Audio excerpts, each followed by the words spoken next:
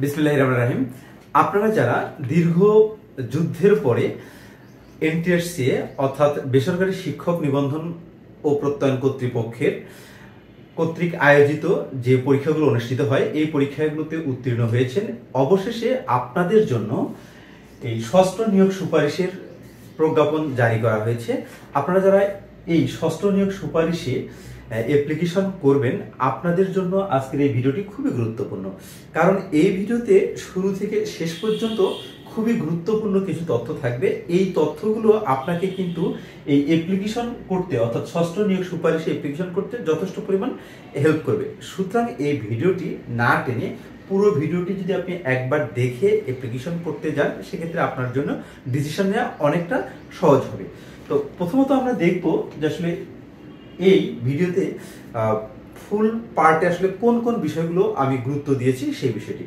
প্রথমত ষষ্ঠ নিয়োগ সুপারিশের যে সার্কুলারটা দেয়া আছে, এই সার্কুলারের পরিসংখ্যান নিয়ে আমরা আলোচনা করব। এছাড়া থাকছে এই সার্কুলারের ভিতরের বেশ কিছু পর্যালোচনা, যেমন কি কি ভুল করলে আপনি এখানে সার্টিফিকেট থাকা সত্ত্বেও, অ্যাপ্লিকেশন করা সত্ত্বেও আপনি পদ পাবেন না, এই বিষয়গুলো। এবং আপনার এইখানে এই ষষ্ঠ নিয়োগ সুপারিশে আবেদনের যোগ্যতা, তারিখ এবং যারা ইন্ডেক্সধারী রয়েছেন তাদের ক্ষেত্রে করণীয় কি, তারা এই ষষ্ঠ নিয়োগ সুপারিশে অ্যাপ্লিকেশন করতে পারবেন কিনা, যদি অ্যাপ্লিকেশন করতে পারবেন কোন কোন পদগুলোতে তারা অ্যাপ্লিকেশন করতে পারবেন। এবং এছাড়াও আমরা এখানে দেখার চেষ্টা করব যে চয়েসের ক্ষেত্রে আসলে কোন কোন বিষয়গুলো গুরুত্ব দেওয়া উচিত এবং সাবজেক্টের বিষয়গুলো দেখব। এছাড়াও কোন কোন প্রতিষ্ঠানগুলোতে আপনার চয়েস দেওয়া উচিত, আপনার নম্বর কেমন, আপনার নম্বরের ভিত্তিতে আসলে কোন কোন প্রতিষ্ঠানগুলো চয়েস করা উচিত, এই বিষয়গুলো। তো প্রথমত আমরা এখানে দেখার চেষ্টা করি, এই যে আপনারা যারা দেখছেন ষষ্ঠ নিয়োগ সুপারিশ, এইটা কিন্তু খুব ইজিলি আসেনি। যারা এখানে পড়াশোনা করেছেন বা চাকরি পরীক্ষা দিয়েছেন, অনেক কষ্ট করে মূলত এই পর্যন্ত তারা এসেছেন। আমি যদি একটু সামারি বলি, সেটা হচ্ছে গত 12 এবং 13 জুলাই 2024-এ 18তম শিক্ষক নিবন্ধনের লিখিত পরীক্ষা অনুষ্ঠিত হয়। এই লিখিত পরীক্ষায় টোটাল 83,865 জন উত্তীর্ণ হন। আমি কিন্তু এমসিকিউর কথা বলছি না বা অ্যাপ্লিকেশন প্রার্থীর কথা বলছি না, যারা এমসিকিউ পরীক্ষায় উত্তীর্ণ হয়ে লিখিত পরীক্ষা দিয়েছেন তাদের কথা শুধু বলছি। এবং এই 83,865 জনের মধ্যে মৌখিক পরীক্ষায় অংশগ্রহণ করেছেন 81,209 জন। এখানে দেখুন 2000 কিন্তু মৌখিক পরীক্ষায় অংশগ্রহণ করেননি। তার মানে এই লিখিত পরীক্ষা এবং মৌখিক পরীক্ষার মাঝামাঝি যে টাইমটা রয়েছে, এর মধ্যেই 2 থেকে 2,500 স্টুডেন্টের চাকরি কিন্তু অলরেডি অন্য জায়গায় হয়ে গেছে। এই বিষয়টা কিন্তু আপনাকে নোট করে রাখতে হবে। এবং মৌখিক পরীক্ষার পরে চূড়ান্তভাবে মনোনীত হয়েছেন 60,521 জন। অর্থাৎ বর্তমানে আপনাদের কম্পিটিশন হচ্ছে 60,521 জন। এর সঙ্গে কিছু যোগ হবে 17তম নিবন্ধনের ক্ষেত্রে। এই সংখ্যাটা হচ্ছে 18তম শিক্ষক নিবন্ধনে যারা স্কুল কলেজ উভয় মিলে 18তম শিক্ষক নিবন্ধনে যারা উত্তীর্ণ হয়েছেন তাদের সংখ্যাটা। এবং এর সঙ্গে আরো কিছু হয়তো বা যোগ হবে। যোগ হওয়ার পরে যে সংখ্যাটা হবে, এই সংখ্যাটাই মূলত এই টোটাল, এই সার্কুলারের টোটাল হচ্ছে 1,822 জন প্রার্থী নেওয়া হবে। অর্থাৎ 1,822টি পদ ফাঁকা রয়েছে। এখন কথা হচ্ছে সবগুলো পদই এমপিও ভুক্ত, কোনোটাই কিন্তু নন এমপিও নেই। তো আমরা এই পদগুলো দেখার চেষ্টা করি। স্কুল ও কলেজ এমপিও পদে রয়েছে 46,211টি পদ, মাদ্রাসাতে রয়েছে 53,501টি পদ এবং কারিগরি শিক্ষা বোর্ডে রয়েছে 1,110টি পদ। টোটাল 1,08,822টি পদ রয়েছে। এখানে দেখুন আমাদের এখানে 60,000, এখানে যদি আমরা 5,000 বা 6,000ও ধরি, আমার মনে হয় না যে 5,000 বা 6,000 এর চেয়েও কম রয়েছে। তারপরে কিন্তু আমাদের এই 1,08,822টি পদ কখনোই হয় না। এখন এখানে একটু কারণ আছে। কারণটা হচ্ছে কি, আমাদের যখন এই ষষ্ঠ নিয়োগ সুপারিশের প্রজ্ঞাপনটা দেয়া হয় তার আগে কিন্তু এমটিআরসি বলেছিল যে আগামী 3 বছর, বর্তমান থেকে শুরু করে আগামী 3 বছরে যে পদগুলো ফাঁকা হবে সবগুলো পদের চাহিদা কিন্তু জেলা এবং উপজেলা শিক্ষা অফিসারের মাধ্যমে চাওয়া হয়েছিল। তার মানে এখানে যে আপনারা হচ্ছে টোটাল 1,822,টি পদের কথা দেখছেন, 22টি পদ সংখ্যা দেখছেন, সরাসরি যে 1,822,টি পদে নিয়োগ দেওয়া হবে এমনটা কিন্তু না। এনটিআরসি কর্তৃপক্ষ এখানে আপনাদের সঙ্গে একটু চালাকি করেছে। এখানে সংখ্যাটা অনেক বড় দেখানো হচ্ছে। এটা কিন্তু 3 বছরের ভ্যাকেন্সি। যে পোস্টে আজকে 25 সাল, 26, 27, 28 সালে ফাঁকা হবে ওই পোস্টে কিন্তু এনটিআরসি এখন নিয়োগ দিতে পারবে না। কারণ যদি সুপারিশ করে তারপরেই কিন্তু ক্যান্ডিডেট সেখানে গিয়ে ভিড় করবে। এখানে একটা কমপ্লেক্স সিচুয়েশন সৃষ্টি হবে, যার কারণে এনটিআরসি এখানে হয়তোবা আস্তে আস্তে বা পদ ফাঁকা হওয়ার সাপেক্ষে সুপারিশ করবে। এই ধরনের একটা প্রসেস করার চেষ্টা করছে এনটিআরসি। এখন এই ছিল এখানকার পদ সংখ্যা। তার মানে আপনারা যারা এই 60,521 জনের মধ্যে রয়েছেন এবং 17তমতে কিছু রয়েছেন, আপনারা উভয়ই যদি অ্যাপ্লিকেশন করেন, আপনাদের এখানে কিন্তু কম্পিটিশন হবে, একবারে যে হবে না তা কিন্তু না। এখন কম্পিটিশন যেটুকু হবে তার মধ্যে আপনাকে একটু চালাকি করতে হবে। কি চালাকি সেটা আমরা পরে আসতেছি, অর্থাৎ কোন কোন পদ্ধতিগুলো অবলম্বন করলে আপনি এখানে সাবজেক্ট পাবেন, অর্থাৎ ইন্ডেক্সধারী হওয়ার সুযোগ সুবিধা পেতে পারেন। প্রথমত এই যে এনটিআরসি এর ষষ্ঠ নিয়োগ সুপারিশের অ্যাপ্লিকেশন এটা শুরু হবে আজকে, অর্থাৎ হচ্ছে 22শে জুন 2025 খ্রিস্টাব্দ তারিখ থেকে দুপুর 12টা থেকে অ্যাপ্লিকেশন করার সুযোগ পাবেন আপনারা। এবং আবেদনের লাস্ট ডেট, অর্থাৎ আপনি অ্যাপ্লিকেশন করতে পারবেন 10শে জুলাই 2025 খ্রিস্টাব্দ তারিখে। এবং আবেদনের পর আপনাকে কিন্তু 72 ঘন্টার মধ্যে 1000 টাকা জমা দিতে হবে টেলিটকের মাধ্যমে। যদি আপনারা এই টাকাটি জমা না দেন সেক্ষেত্রে কিন্তু আপনার আবেদনটি কমপ্লিট হবে না। এটা হচ্ছে একটা বিষয়। এখন কথা হচ্ছে যোগ্যতা, কারা কারা এখানে অ্যাপ্লিকেশন করতে পারবেন বা কোন কোন বিষয়গুলো আপনার লক্ষ্য রাখতে হবে এখানে অ্যাপ্লিকেশন করার জন্য। খুবই সেন্সিটিভ, যদি আপনি কোনো কারণে এগুলো ভুল করেন তাহলে কিন্তু আপনার অ্যাপ্লিকেশন করেছেন কিন্তু আপনার রেজাল্ট আসবে না, এবং আপনি মিথ্যা তথ্য দিয়ে যদি অ্যাপ্লিকেশন করেন তাহলে আপনার বিরুদ্ধে কিন্তু আইনি ব্যবস্থাও নেওয়া হবে। কারণ এর আগে এই ধরনের কার্যক্রম করে অনেকে কিন্তু যাচাই বাছাই করাও এখন কমপ্লেক্স হয়ে যাচ্ছে যারা ভুয়া রয়েছেন তাদের ক্ষেত্রে। প্রথমত বৈধ নিবন্ধনধারী হতে হবে। বৈধ নিবন্ধনধারী বলতে আসলে আমরা কি বুঝি? বৈধ নিবন্ধনধারী বলতে বুঝি যে এনটিআরসি কর্তৃক যে নিয়ম নীতিমালাগুলো রয়েছে এর মধ্য থেকে বা যে প্রসিডিউরটা রয়েছে, আপনি একজন প্রকৃত স্টুডেন্ট, আপনার জন্মসাল ঠিক থাকবে, আপনি স্টেপ বাই স্টেপ পরীক্ষা, প্রথমে প্রিলি, তারপর হচ্ছে রিটার্ন, তারপরে ভাইভা পরীক্ষায় উত্তীর্ণ হয়ে আপনি হচ্ছে এখানে চলে আসছেন, এটা হচ্ছে বৈধ নিবন্ধনধারী। বৈধ নিবন্ধনধারী আর একটা সংজ্ঞা হচ্ছে যে আপনাকে এখানে 3 বছর, যেদিন আপনার সর্বশেষ ফাইনাল নিবন্ধনের রেজাল্ট দেওয়া হয়েছে, চূড়ান্ত রেজাল্ট দেওয়া হচ্ছে, ওই দিন থেকে এই 4 জুন 2025 খ্রিস্টাব্দ তারিখ পর্যন্ত আপনার সনদের মেয়াদ যদি 3 বছর হয় সেক্ষেত্রে এটা হচ্ছে একটা পয়েন্ট। এবং আরেকটা পয়েন্ট হচ্ছে আপনার বয়স অবশ্যই কিন্তু 4 জুন পর্যন্ত 35 বা 35-এর নিচে থাকতে হবে। যদি এটা এই দুইটা কন্ডিশন অ্যাভয়েড করেন তাহলে কিন্তু আপনার এখানে অ্যাপ্লিকেশন করে কোনো লাভ হবে না। এরপরে যদি আসি, আপনার যদি দুইটা নিবন্ধন সনদ থাকে, যেমন ধরুন আপনার হচ্ছে 17তম শিক্ষক নিবন্ধনে স্কুল কলেজ দুইটাই রয়েছে, 18তম শিক্ষক নিবন্ধনে স্কুল কলেজ দুইটা রয়েছে। 17তম শিক্ষক নিবন্ধনে এসে আপনার স্কুলের নম্বর হচ্ছে 17তমতে স্কুলের নম্বর হচ্ছে, ধরে নিচ্ছে আপনার ম্যাথমেটিক্স সাবজেক্ট 80 নম্বর পেয়েছেন আপনি ম্যাথমেটিক্সের ক্ষেত্রে, এবং 18তমতে এসে আপনি এখানে 90 নম্বর পেয়েছেন। এ ধরনের, আমি একটা স্কুল পর্যায়ের কথা বলছি, স্কুল পর্যায়ের কথা। তার মানে হচ্ছে কি আপনি দুইটা সার্টিফিকেটে কিন্তু আপনার বৈধ, আপনি দুইটা দিয়েই কিন্তু এই ষষ্ঠ নিয়োগ সুপারিশে অ্যাপ্লিকেশন করতে পারবেন। তবে আপনি কোনোভাবেই কিন্তু দেখা যাচ্ছে যে একটা স্কুলে বা একটা জেলায় আপনি 17তম শিক্ষক নিবন্ধন দিয়ে সার্টিফিকেট দিয়ে অ্যাপ্লিকেশন করেছেন এবং আরেকটা জেলায় আপনি 18তম শিক্ষক নিবন্ধনের সার্টিফিকেট দিয়ে অ্যাপ্লিকেশন করেছেন, তাহলে কিন্তু আপনার দুইটা অ্যাপ্লিকেশনই বাতিল হয়ে যাবে, অর্থাৎ আশায় ঘুরে বালি যেটা সে ধরনের হবে। এই কারণে আপনি প্রথমে সিলেক্ট করুন যে আসলে কোন নিবন্ধন দিয়ে আপনি অ্যাপ্লিকেশন করবেন, 17তম নাকি 18তম।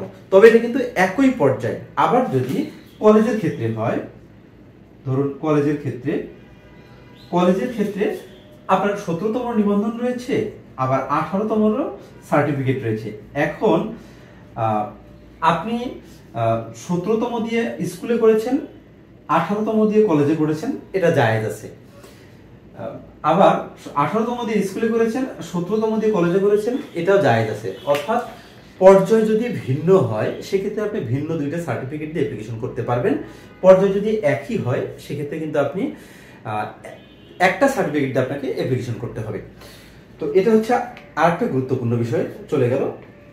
এরপরে যখন আপনি অ্যাপ্লিকেশন করবেন, টোটাল এখানে 40টি কলেজ সিলেক্ট করতে পারবেন বা 40টি প্রতিষ্ঠান আপনি এখানে সিলেক্ট করতে পারবেন, যার বিপরীতে আপনাকে 1000 টাকার মূল্যের একটি নোট দিয়ে আপনাকে অ্যাপ্লিকেশনের ফি যেটা সেটা পূরণ করতে হবে।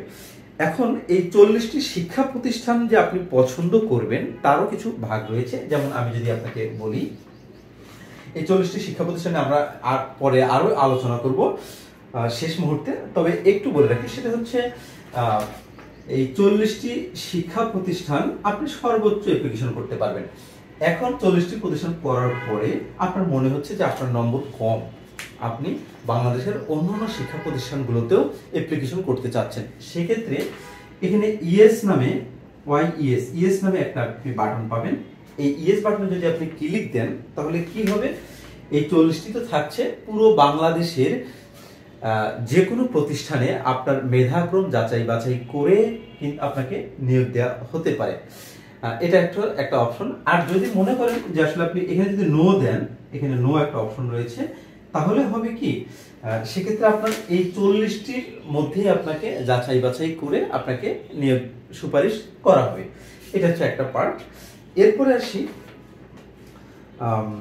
ইন্ডেক্সধারীদের ক্ষেত্রে। আচ্ছা, তার পূর্বে আরেকটু কথা বলে নিচ্ছি, সেটা হচ্ছে যখন আপনি এই ফর্মটা পূরণ করবেন তখনই কিন্তু আপনি পুলিশ ভেরিফিকেশনের যে তথ্যগুলো এগুলো কিন্তু আপনাকে দিতে হবে। অর্থাৎ পুলিশ ভেরিফিকেশনের নিমিত্তে যে ফর্মটি, সেই ফর্মটি আপনাকে খুব সতর্কতার সহিত পূরণ করতে হবে। আপনি দেখেন যাচ্ছে যে নিয়োগ সুপারিশ আপনি পেয়েছেন, বাট পুলিশ ভেরিফিকেশন ফর্মে আপনি সমস্যা করেছেন, পুলিশ এসে আপনাকে খুঁজে পায়নি, আপনার নামে একটা ব্যাড রিপোর্ট দিয়ে যাচ্ছে, এ ধরনের কিন্তু ঘটনা ঘটতে পারে।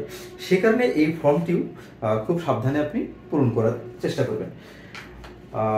এরপরে আসি যারা ইন্ডেক্সধারী রয়েছেন তাদের ক্ষেত্রে করণীয় কি। আপনারা যারা ইন্ডেক্সধারী রয়েছেন, অর্থাৎ অলরেডি আপনারা চাকরি করছেন কোনো না কোনো প্রতিষ্ঠানে, তাদের ক্ষেত্রে আপনি যদি স্কুল পর্যায়ে চাকরি করেন, যে পদে রয়েছেন তার চেয়ে নিম্নের পদ বা উচ্চ পদে আপনি অ্যাপ্লিকেশন করতে পারবেন। সিমিলার ক্যাটাগরিতে যদি আপনি কলেজ পর্যায়ে চাকরি করেন, তার চেয়ে নিচের পদ বা উপরের পদে আপনি অ্যাপ্লিকেশন করতে পারেন। বাট সেম পদে স্কুলে এবং কলেজ উভয়ের ক্ষেত্রে কখনোই কিন্তু অ্যাপ্লিকেশন করতে পারবেন না। যদিও আপনি অ্যাপ্লিকেশন করেন, এই অ্যাপ্লিকেশনটি আপনার বাতিল হয়ে যাবে।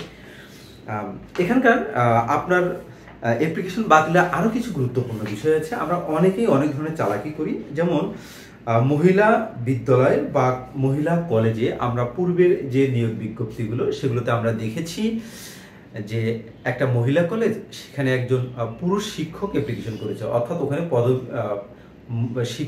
পুরুষ শিক্ষকদের কোনো পদ নাই, তারপরে অ্যাপ্লিকেশন করেছে। আসলে এই যে সমস্যাগুলো, এগুলো এনটিআরসি এরও যে সফটওয়্যারটা, সে সফটওয়্যার আপডেটের কিছু সমস্যা ছিল। এবারে কিন্তু স্পষ্ট বলে দিয়েছে যে আসলে এই কাজগুলো করা যাবে না। যদি আপনি করেন সেক্ষেত্রে আপনার বিরুদ্ধে আইনানুগ ব্যবস্থা নেওয়া হবে, আপনার অ্যাপ্লিকেশন তো বাতিল করা হবেই এবং আপনার বিরুদ্ধে আইনানুগ ব্যবস্থা নেওয়া হবে। এবং পরবর্তীতে এমনও হতে পারে যে এনটিআরসি এর নিয়োগ পরীক্ষাগুলোতে আপনি কখনোই আবেদনও করতে পারবেন না। এটা কিন্তু কঠোর ভাষায় এখানে এই ষষ্ঠ নিয়োগ সুপারিশে স্পষ্টভাবে বলে দেওয়া আছে। এখানে কি কি ধরনের ঘটনাগুলো ঘটে, মহিলা স্কুল বা কলেজ রয়েছে, এখানে একজন পুরুষ শিক্ষক এখানে অ্যাপ্লিকেশন করেছেন, এ ধরনের একটা ঘটনা ঘটে।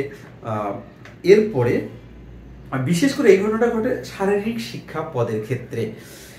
এরপরে একটা ধর্মীয় পদ, যেমন হচ্ছে ইসলাম ধর্ম সম্পর্কে টিচার নেওয়া হবে, এখানে একজন হিন্দু ধর্ম অবলম্বী বা অন্য ধর্মের অবলম্বী এখানে অ্যাপ্লিকেশন করেছেন, সেক্ষেত্রেও কিন্তু আপনার একই ঘটনা ঘটবে, অর্থাৎ আপনার বিরুদ্ধে আইনানুগ ব্যবস্থা নেওয়া হবে এবং এমনকি পরবর্তীতে আপনি এই এনটিআরসি এর পদ সম্পর্কিত যে পরীক্ষা সম্পর্কিত পরীক্ষাগুলোতে অংশগ্রহণ করতে পারবেন না। আপনার এই যে ই অ্যাপ্লিকেশন, এটাকে কিন্তু ষষ্ঠ নিয়োগ সুপারিশে কিন্তু এই অ্যাপ্লিকেশনটাকে ই অ্যাপ্লিকেশন বলা হচ্ছে, অন্য অন্য অ্যাপ্লিকেশনগুলোকে কিন্তু অ্যাপ্লিকেশন বলা হয়নি। তো এই ই অ্যাপ্লিকেশন যেহেতু আপনি পূরণ করছেন, আপনাকে খুব ঠান্ডা মাথায় সাবধানে আপনাকে পূরণ করতে হবে, কারণ একবার যদি আপনি সাবমিট করেন তাহলে কিন্তু এটা আবার এডিট করার কোনো সুযোগ থাকবে না। এরপরে আমরা আসি সবচেয়ে গুরুত্বপূর্ণ যে পয়েন্টটা, সেটা হচ্ছে চয়েসের ক্ষেত্রে। আমি যদি আপনাদেরকে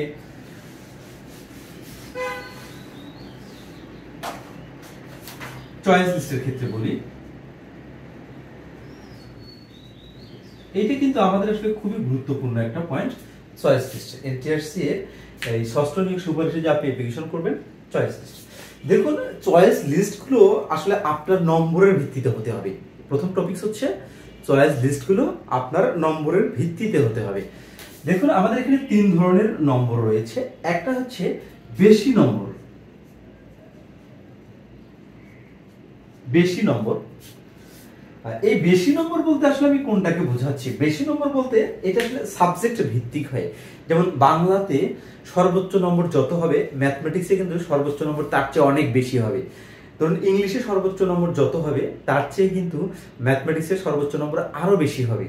তো এই যে বিষয়গুলো, এই বিষয়গুলো আপনারা যে যে সাবজেক্টে রয়েছেন, কারণ এখানে তো অনেকগুলো সাবজেক্ট রয়েছে, সবগুলো সাবজেক্ট আমার পক্ষে আসলে ইন্ডিভিজুয়ালি করে বলা পসিবল না। আমি এখানে জাস্ট 3টা ক্যাটাগরিতে ভাগ করে নিচ্ছি। একটা হচ্ছে বেশি নম্বর। আপনি ধরুন ম্যাথমেটিক্সে আপনি উত্তীর্ণ হয়েছেন, ম্যাথমেটিক্সে আপনার 90 বা 95 নম্বর রয়েছে, এটা কিন্তু ম্যাথমেটিক্সের জন্য বেশি নম্বর। আপনি তো বুঝতেই পারতেছেন যে আসলে এই নম্বরটা আপনার বেশি। আর একজন ম্যাথমেটিক্সে 45 নম্বর পেয়েছে বা 42 নম্বর পেয়েছে, এ ধরনেরও কিন্তু আছে। এটা হচ্ছে একদম কম নম্বর। আর 60 বা 65 যে নম্বরটা বা 55 যে নম্বরটা, এই নম্বরটা অর্থাৎ হচ্ছে 60 থেকে 70-এর ভিতরে বা 80-এর ভিতরে যে নম্বরটা ম্যাথমেটিক্সে, এটা হচ্ছে মিডল ক্লাসের একটা নম্বর। এবং 40 থেকে 60 পর্যন্ত এটা হচ্ছে লয়ার ক্লাসের একটা নম্বর। এবং আপনার হচ্ছে 70 থেকে বা 80 থেকে 90 বা 95 এই যে নম্বরগুলো, এই নম্বরগুলো কিন্তু হচ্ছে হাই ক্লাসের নম্বর আর কি।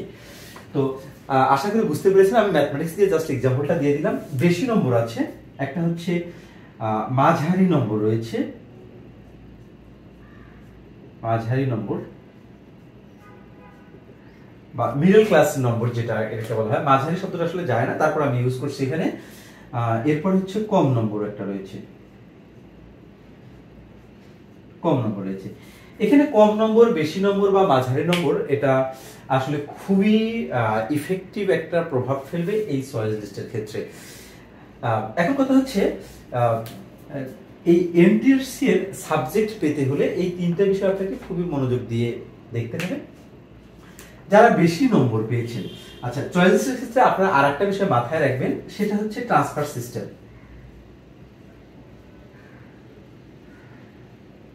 ট্রান্সফার পদ্ধতি, এটা খুবই গুরুত্বপূর্ণ একটা বিষয়। আপনারা যারা চাকরি পাননি তাদের কাছে খুবই গুরুত্বপূর্ণ না, যখন আপনি চাকরিটি পাবেন তখন এই বিষয়টা আপনার ক্ষেত্রে প্রথমে চলে আসবে। ধরুন আপনার বাসা গাইবান্ধা, আপনাকে দেয়া হলো সিলেটে। এই যে আপনি সিলেটে পাচ্ছেন, এখন কথা হচ্ছে 2টা উপায়ে আপনি সিলেটে পোস্টটি পেতে পারেন।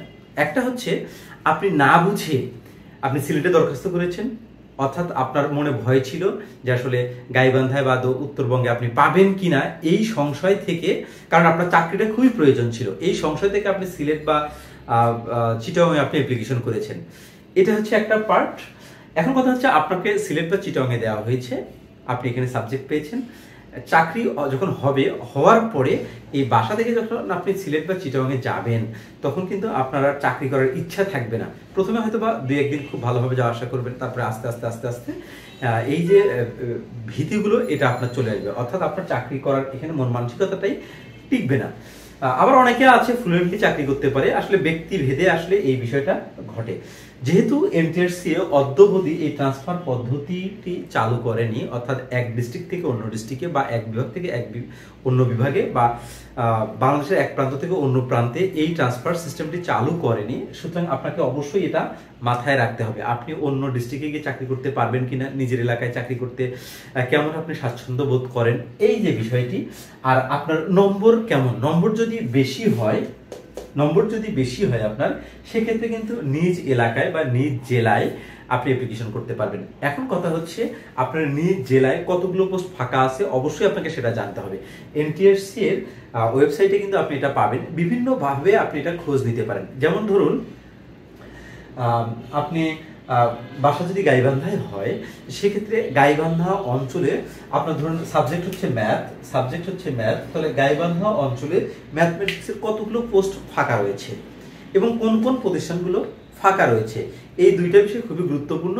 এছাড়া ওই প্রতিষ্ঠানগুলোর ভৌগোলিক অবস্থানটা কোথায়, অর্থাৎ এখানে অবস্থানগুলো আসলে একটা জেলা পর্যায়ে হয়, প্রতিষ্ঠানগুলো যেটা হয় সদর, একটা হচ্ছে জেলা, আপনার হচ্ছে থানা পর্যায়ে, আর একটা হচ্ছে গ্রাম পর্যায়ে। এই পজিশনটা কিন্তু আপনাদের যে প্রতিষ্ঠানে অ্যাপ্লিকেশন করবেন অবশ্যই আপনার এই পজিশনটা জানতে হবে। আপনার যদি বেশি নম্বর হয় সেক্ষেত্রে আপনি সদরে চয়েস দেওয়ার চেষ্টা করবেন সর্বদাই, কারণ আপনার যদি এখানে বেশি নম্বর থাকে সেক্ষেত্রে যদি আপনি সদর চয়েস না দেন, আপনাকে দেখা গেল একটা মফস্বল এলাকায় দেওয়া হলো, তাহলে কিন্তু আপনার এই যে বেশি নম্বর সেটার কদরটা আপনি পেলেন না। আর আপনার যদি বেশি নম্বর থাকে এবং আপনি এই যে এখানে ইয়েস বাটনে 40টা চয়েস দেওয়ার পরেও যদি আপনি ইয়েস বাটনে ক্লিক দিয়ে রাখেন, সেক্ষেত্রে কিন্তু আপনার জন্য খুবই ভালো একটা ডিসিশন। কারণ এই এনটিআরসি যে সফটওয়্যারটা, এটা কিন্তু নির্বাচন করা হয়েছে এভাবে যে আপনার নম্বরের ভিত্তিতে, অর্থাৎ আপনার প্রতিষ্ঠানগুলো, আপনার নম্বর দেখা যাচ্ছে 90 আছে, 90 নম্বর তো হচ্ছে অবশ্যই সদরের ভিতরে হবে, কোনো না কোনো প্রতিষ্ঠান কোনো জেলার সদরের ভিতরেই কিন্তু হবে, কখনোই কিন্তু মফস্বল এলাকায় এত নম্বর দেবে না, ভিতরেই রাখার চেষ্টা করবে। এভাবেই কিন্তু এই সফটওয়্যারটা জেনারেট করা। সুতরাং যাদের বেশি নম্বর, আমি বলবো সর্বদাই সদর, আপনার এলাকা হোক বা বাহিরের এলাকা হোক, যেখানেই হোক, সদরের প্রতিষ্ঠানগুলো করার চেষ্টা করবেন এবং নিজের এলাকায় করার চেষ্টা করবেন। এছাড়া 40টা প্রতিষ্ঠান তো আপনি দেবেনই, দেওয়ার পরে ইয়েস বাটনে ক্লিক দিয়ে রাখবেন, তাতে আপনার কখনো এখানে ভুল ভ্রান্তি হওয়ার কোনো চান্স থাকবে না, বা আপনার কখনো পরবর্তীতে আফসোস করতে হবে না। এবারে মাঝারি নম্বরের ক্ষেত্রে যদি আসি, মাঝারি নম্বর ক্ষেত্রে আপনার নম্বরের কোয়ালিটির উপর ডিপেন্ড করবে। আপনি যদি ধরুন ইতিহাসের স্টুডেন্ট বা হচ্ছে আপনার বাংলার স্টুডেন্ট, সেক্ষেত্রে মাঝারি নম্বরটা কেমন হতে পারে সেই অনুপাতে আপনাকে আসলে চয়েসটা এখানে দিতে হবে। তারপরে ধরুন কম নম্বরের ক্ষেত্রে আপনারা যারা কম নম্বর নিয়ে পাস করেছেন, আপনাদের যে এখানে চাকরি হবে না এমনটা না, আপনাদেরও চাকরি হবে, এখানে সবারই চাকরি হওয়ার একটা সম্ভাবনা রয়েছে। জাস্ট টেকনিকগুলো অবলম্বন করতে হবে। আমি যে টেকনিকগুলো বলছি এই টেকনিকগুলো খুব মনোযোগ সহিত অবলম্বন করতে হবে। কম নম্বরের ক্ষেত্রে আপনাকে অবশ্যই আপনি 40টা, আপনার এলাকার 40টা দেন আপনি, তাতে প্রবলেম নাই, এবং ওখানে ইয়েস বাটনে অন করে দেন। ওকে, ইয়েস বাটনে অন করে দিয়ে আপনি রাখেন, দেখবেন যে আপনার চাকরি হয়ে যাবে, অবশ্যই চাকরি হয়ে যাবে। আর আপনি এখানে চেষ্টা করবেন যে আসলে মফস্বল এলাকাগুলো আপনি টার্গেটে রাখার চেষ্টা করবেন। আর যদি আপনি ইয়েস বাটনে ক্লিক দিয়ে রাখেন, সেক্ষেত্রে তো আপনার অটো এটা আপনাকে সার্চ করা হবে। ওকে, সুতরাং এই কম নম্বর নিয়ে টেনশনের কোনো কারণ নাই। এই হচ্ছে আমাদের চয়েসের ক্ষেত্রে যে সাবধানতা। আর একটা বিষয়, যারা বেশি নম্বর বা মাঝারি নম্বর রয়েছেন তাদের ক্ষেত্রে আমি যেটা বলবো সেটা হচ্ছে, যে প্রতিষ্ঠানগুলোতে আপনারা অ্যাপ্লিকেশন করবেন, আমাদের অনলাইনে বিভিন্ন ধরনের ওয়েবসাইট রয়েছে, এই ওয়েবসাইটগুলো থেকে আপনি যে প্রতিষ্ঠানগুলোতে অ্যাপ্লিকেশন করবেন সেই প্রতিষ্ঠানগুলোর আসলে প্রিভিয়াস ইয়ারে এসএসসি পরীক্ষার্থী কতজন ছিল বা তার প্রতিষ্ঠানটির অবস্থান কেমন, এই বিষয়গুলো কিন্তু আপনি অনলাইন থেকে জানতে পারবেন। এই বিষয়গুলো জেনে কিন্তু আপনি আসলে এই 40টা অ্যাটলিস্ট আপনি সিলেক্ট করবেন। তার পরবর্তীতে যে ইয়েস বাটনে নক করলে পুরো বাংলাদেশের যে কোনো একটিতে আপনার অবশ্যই হবে। এখন সাবজেক্টের বিষয়, এখন বিষয়টা হচ্ছে যারা ফিজিক্স, কেমিস্ট্রি, ম্যাথস, বায়োলজি এবং ইংলিশ এবং ধরুন কম্পিউটার সায়েন্স, তারপর হচ্ছে আপনার ব্যবসায় শিক্ষা অর্থাৎ প্রাইভেট ভিত্তিক যে সাবজেক্টগুলো রয়েছে, যারা এই সাবজেক্টগুলো নিয়ে পাশ করেছেন তাদের ক্ষেত্রে আপনারা চেষ্টা করবেন এই সদর এলাকায় তারা অ্যাপ্লিকেশন করার ক্ষেত্রে, এবং ইয়েস বাটনটা অবশ্যই অন করে দেবেন চাকরির যদি প্রয়োজন হয় সেক্ষেত্রে।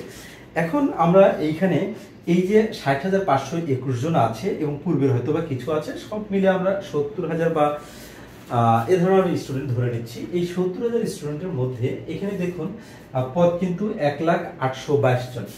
এখন এই 70,000-এর মধ্যে দেখবেন এই অ্যাপ্লিকেশন ফর্ম পূরণ করা এবং আপনার চূড়ান্ত রেজাল্ট দেওয়া, এর মধ্যে দেখবেন আরো অ্যাটলিস্ট 2 থেকে 3,000 স্টুডেন্ট কিন্তু এখানে অ্যাপ্লিকেশন করবে না। কারণটা হচ্ছে যারা বেশি নম্বর পাবে বা অনেকে আছে ভালো স্টুডেন্ট কিন্তু নিবন্ধনে ভালো প্রিপারেশন নেই, তারাও কিন্তু মাঝারি নম্বর পেতে পারেন, তারাও কিন্তু কম নম্বরও পেতে পারেন। অর্থাৎ 3টা অপশনের মধ্যে কিন্তু ভালো স্টুডেন্ট থাকবে। এই ভালো স্টুডেন্ট যারা অনেকেরই সরকারি চাকরি হয়ে যাবে, অনেকেরই এখানে বা অন্যখানে অর্থাৎ এনটিআরসি এর চেয়ে ভালো যে ডিপার্টমেন্টগুলো রয়েছে সেই ডিপার্টমেন্টে চাকরি হয়ে যাবে। সুতরাং এখান থেকে আমরা 2 থেকে 3,000 স্টুডেন্ট ওমিট হবে, এটা আমরা অনায়াসে বলতে পারি। তো আপনাদের সকলের শুভকামনা থাকলো আমার পক্ষ থেকে, এবং আপনারা কে কত নম্বর পেয়ে অ্যাপ্লিকেশন করছেন, যদি অ্যাপ্লিকেশন করতে কারো কোনো প্রবলেম হয় অবশ্যই আমার এই ভিডিওর কমেন্ট বক্সে কমেন্ট করার চেষ্টা করবেন। আমি যথেষ্ট চেষ্টা করব আপনাদেরকে হেল্প করার জন্য। আপনাদের আজকে এ পর্যন্তই। আল্লাহ হাফেজ।